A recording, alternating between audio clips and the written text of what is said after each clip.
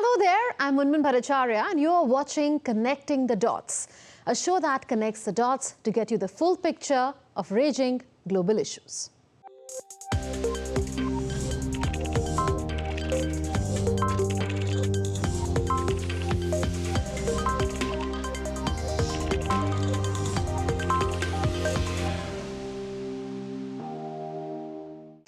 A crippling economy, a huge mountain of debt, record high inflation and poverty levels, a terrorism problem of its own making, tensions with neighbors, and now strife with Iran over terrorist infrastructure on its soil. Pakistan is a failed state. And in this failed state, another sham is playing out. Today we ask, is the next election in Pakistan anything more than a rigged exercise whose outcome is already decided? Who are the kingmakers controlling the reins from behind the scenes? And is there any future of real democracy in Pakistan? We explore that next.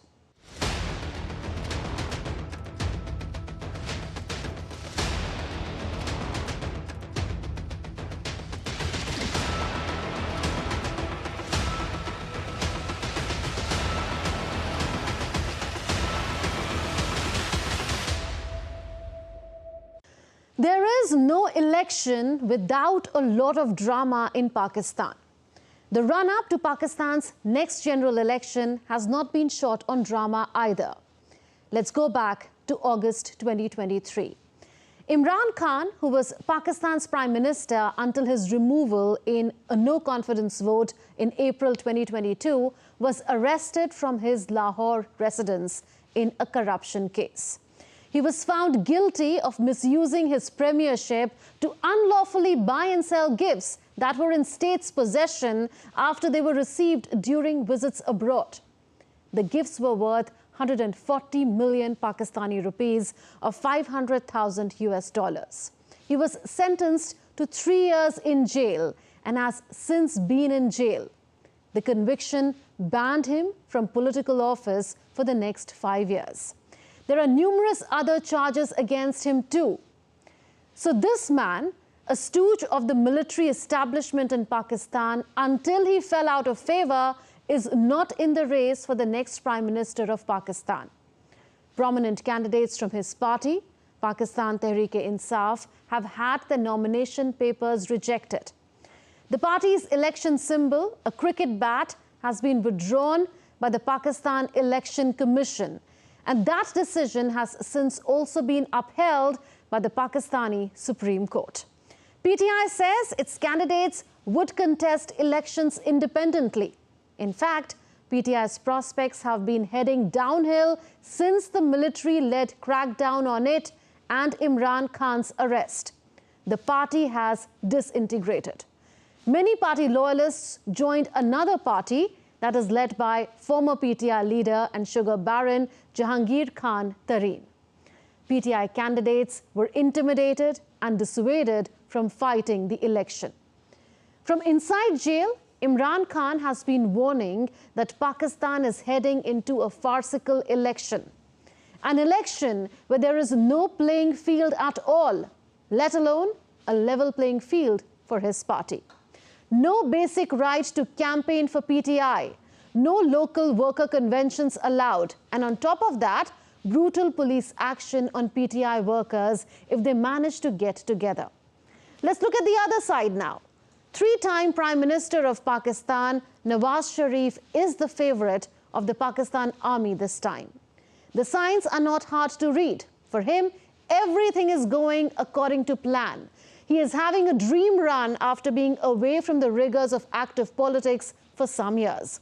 He was living in self-imposed exile in London for 4 years. He returned to Pakistan only in October 2023. And since then, things have been mysteriously falling in place for him. In November, a Pakistani court overturned his conviction in a 2018 corruption case. This one was linked to his family's purchase of upscale flats in London. That's not all. Sharif was acquitted in December too in another graft case. Here he was earlier found guilty of not being able to prove sources of income for setting up a steel mill in Saudi Arabia. And then the third and only remaining hurdle that was there on his way to running for the office of the Prime Minister also fell. In January 2024, Pakistan's Supreme Court decided to scrap lifetime bans on contesting polls on people with criminal convictions. Nawaz Sharif is a beneficiary of that decision. The bar that the Pakistan Supreme Court imposed on him in 2018 from holding a public office for life is now no longer there. With that bar gone, the road is clear for him. He is now running for Prime Minister for a fourth term.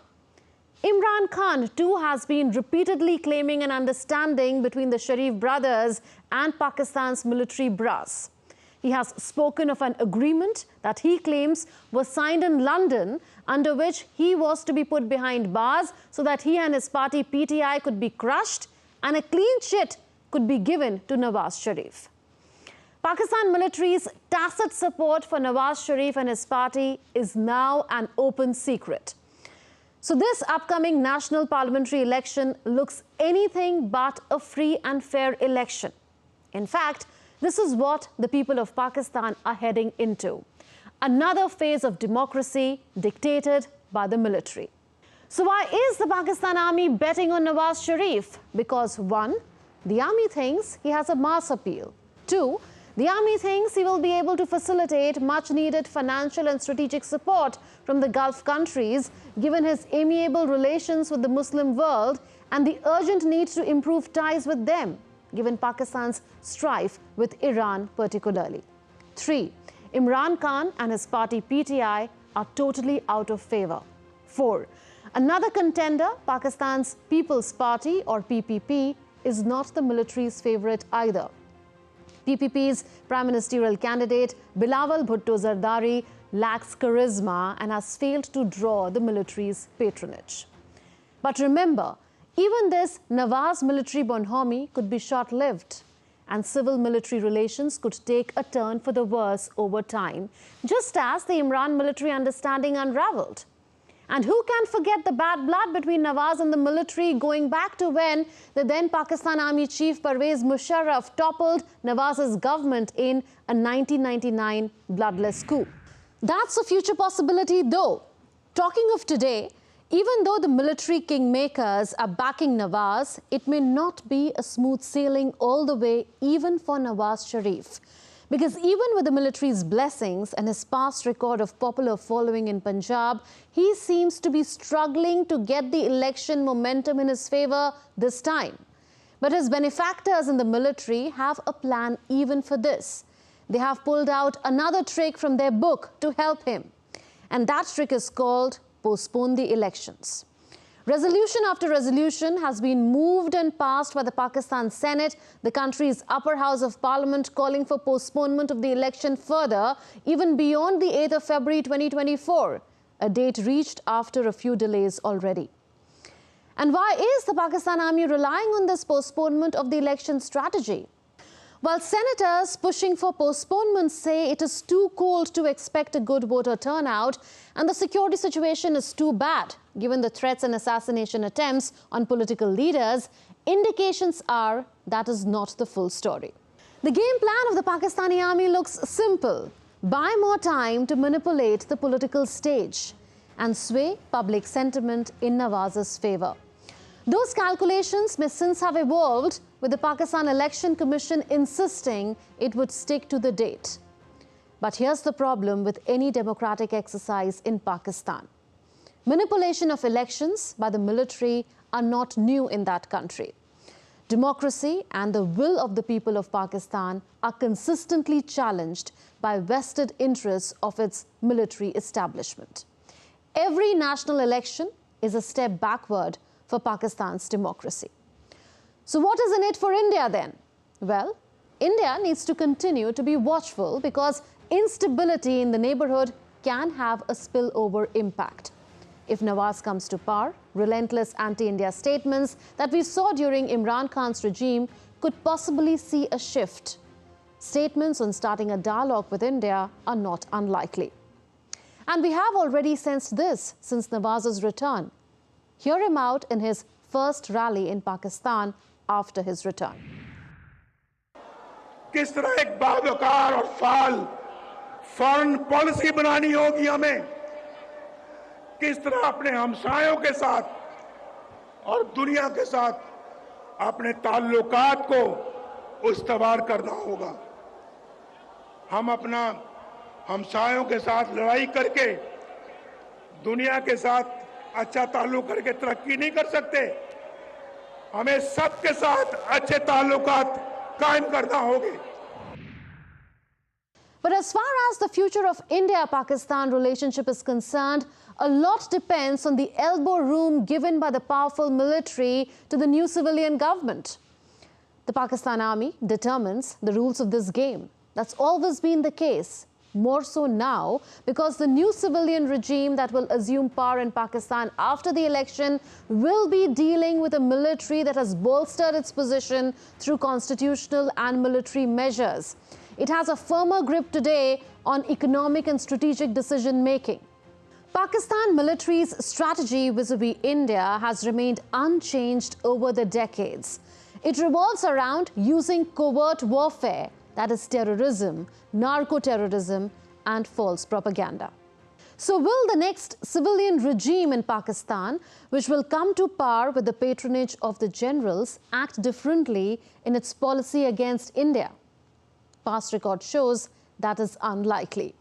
Any change may not be visible beyond some conciliatory noises. But what about the people of Pakistan? Do they matter to the powers that be in Pakistan? Well, the people of Pakistan definitely deserve better. They deserve riddance from decades of poor governance by the military and civilian regimes.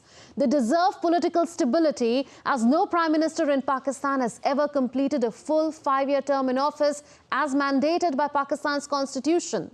They deserve a life without having to constantly worry about protecting themselves from relentless acts of violence, extremism and terrorism, problems of Pakistan's own making that it also exports to the world. And they deserve an end to a debilitating economic crisis, record-breaking inflation and poverty levels. But with the road to power in Pakistan running through the military and self-serving politicians often entering into marriages of convenience with self-serving generals, fulfillment of aspirations of the people of Pakistan could well remain only a pipe dream. Time for a breather on connecting the dots. When we come back, we'll hop on a time machine and travel into a world where giants roamed.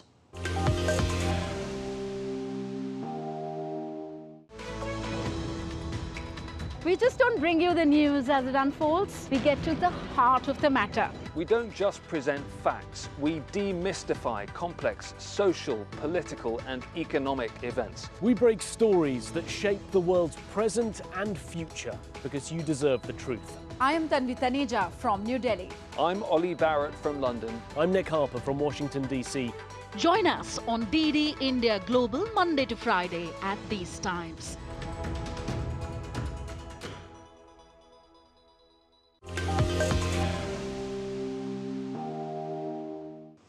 Imagine a world where giants roamed, where the earth echoed with thunderous steps and earth-shaking roars. A world 66 million years before Jurassic Park, where dinos were not just movie magic, but living, breathing behemoths. Join us now on an epic adventure as we unlock the mysteries of the dinosaur age.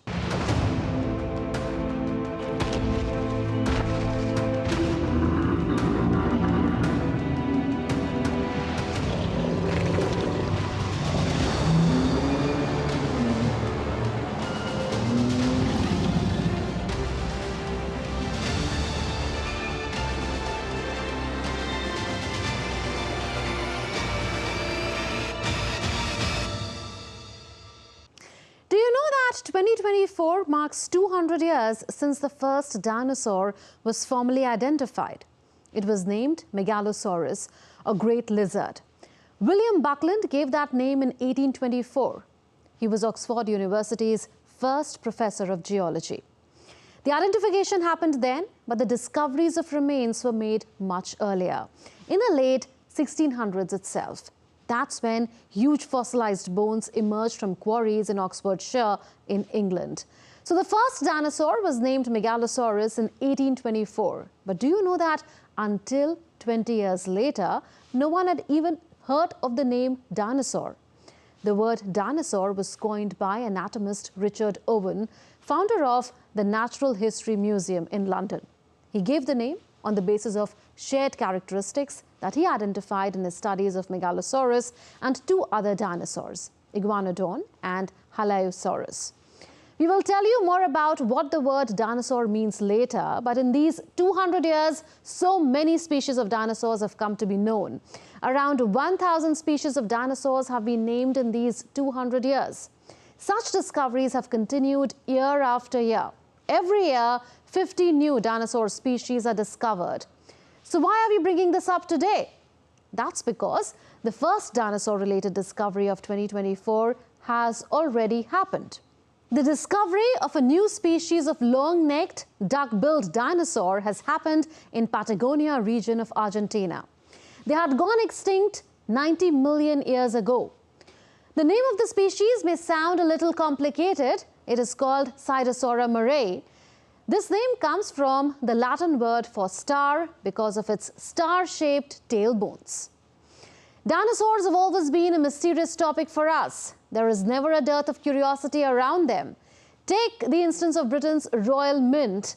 It recently unveiled dinosaur coins. This is a new series of coins, each showcasing a different iconic dinosaur, starting from Diplodocus to Tyrannosaurus or T-Rex. So while in Britain a new series of dinosaur coins was unveiled, thousands of miles away in India, dinosaur eggs were being worshipped in a village. See this report. Villagers of Padalia in the Indian state of Madhya Pradesh had been worshipping stones they found while farming. They performed rituals such as offering coconuts to these stone bowls. But that changed years later when a team of experts visited the village and found that they were fossilized dinosaur eggs that were 1 million years old. But I must tell you here that India was a hotspot of dinosaur evolution. Geographically and geologically, India is a prehistoric land. In fact, the Thar Desert in western India was home to the oldest dinosaurs. In the Mesozoic era, a period that was there 252 to 66 million years ago, Thar Desert was a tropical coastline along the Tethys Ocean. Dinosaurs and sea creatures lived there. See this report. The oldest plant-eating dinosaur has been found in India. This dinosaur group, called Dicraeosauridae, lived 167 million years ago. The all-Indian team that discovered the species named it Tharosaurus indicus. Tharo in this name was derived from the Thar Desert. So there is a distinct Indian connection to dinosaurs. Much of our imagination about dinosaurs is triggered by the 1993 American science fiction film Jurassic Park. But do you sometimes wonder what the world was like when dinosaurs actually existed? How did they evolve and how did they become extinct? Let's uncover the story of dinosaurs today. Let's go back 250 million years. The Earth was very different from what we see today. It was a Triassic period. In this Triassic period, all land was joined together as one great landmass. Together, that landmass was called a supercontinent, Pangaea. The temperature was extremely hot and dry. Small cat-sized reptiles that could run fast were some of the earliest animals of this era. They were known as archosaurs. Dinosaurs belonged to that group of animals known as archosaurs. While today this group is represented by birds and crocodiles, in the past it was much more diverse. It included all extinct dinosaurs, pterosaurs, and many bizarre-looking ancestors of the crocodiles. Around 230 million years ago, dinosaurs branched off from archosaurs. Here are some more details about the nomenclature dinosaur. The word dinosaur is derived from Greek words dinos, which means terrible, and sauros, which means lizard. So put together, it means terrible lizard. They had scaly skin and hatched eggs like reptiles. They were distinguished by their upright legs. These early dinosaurs, like Euraptor and Herrerasaurus, could run faster and cover larger distances. Euraptors looked like a typical dinosaur with a long tail, long neck, and short arms. These early dinosaurs then diversified into three primary categories of the dinosaur family tree.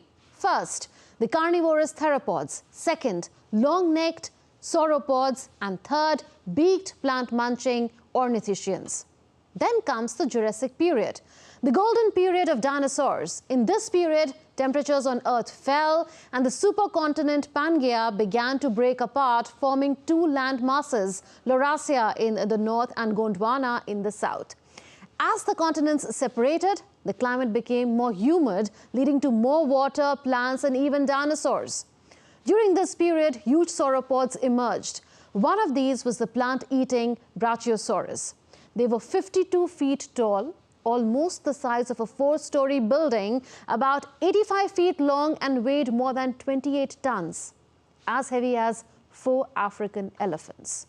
So why were these plant-eating dinosaurs so gigantic? Evolution scientists believe that the sheer size of these dinosaurs could have fended off attacks from Allosaurus, which were huge meat-eating dinosaurs who walked on 2 powerful legs. Then comes the Cretaceous period. This period began 145 million years ago and ended 66 million years ago. It was the last period of the Mesozoic era. During this period, more continents were formed around the world. As a result, more dinosaurs began to evolve, leading to greater diversity in the world of dinosaurs.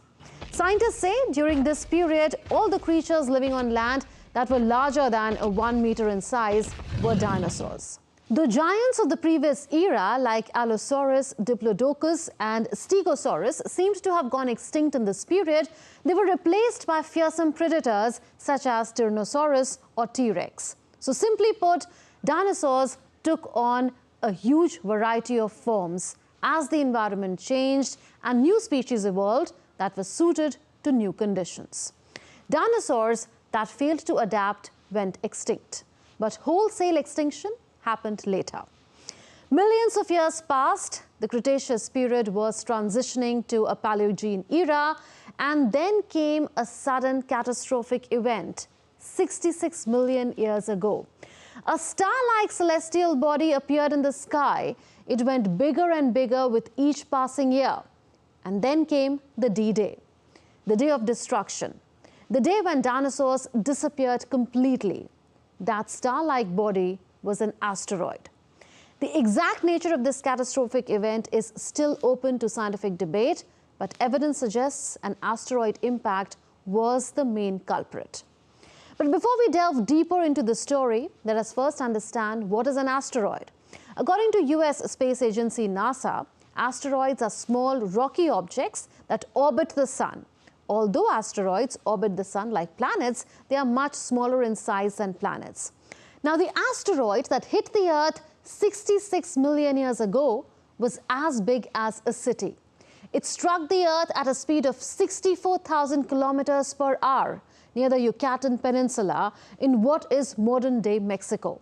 Its impact was humongous. It left behind a crater that measured around 150 kilometers wide and 20 kilometers deep. It was called Chicxulub crater.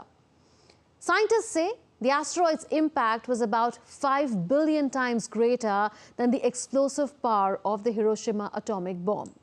So much heat was generated that it instantly vaporized rocks over thousands of cubic miles. Molten materials shot up into the atmosphere and rained down on the Earth again, causing forest fires. Any living creature that could see this impact was instantly burnt to ashes. Dinosaurs probably were clueless of what was happening. There was only chaos and destruction, and that was just the beginning. In coastal areas, the impact caused tsunamis up to 1,000 feet high. There were massive earthquakes and volcanic eruptions across the Earth. The intensity of those quakes were many times higher than the deadliest earthquake ever witnessed by human beings. Since the amount of vaporized rocks in the atmosphere was high, plumes of sulfur-based gases, carbon and fine dust blocked the sun. This plunged the Earth into darkness. It caused a prolonged winter that lasted over decades. Plants would have been unable to grow in the dark due to the lack of photosynthesis, And many of Earth's animals, including dinosaurs, would have been unable to find enough food to survive. This mass extinction event claimed 75% of life on Earth, and the age of the dinosaurs came to an end. But were there some dinosaurs left behind? If some of them survived, are they still there? For that, look at the sky and the flying living organisms that you see. Your answer lies there. Yes, the birds that rule the skies today are living dinosaurs. They are a reminder of a distant and gigantic past. Scientists have found a direct link between modern bird species and theropod dinosaurs. Theropods were a group of carnivorous dinosaurs that used two legs for walking. One of them was Tyrannosaurus or T-Rex, believed to be an active predator and scavenger, as we said before. During millions of years of gradual evolutionary changes, the body size of some theropod groups that survived the cataclysmic event gradually decreased. Many other evolutionary changes also took place in them, and eventually they evolved to have more bird-like characteristics. So next time you spot a bird, remember you could be seeing a modern-day dinosaur.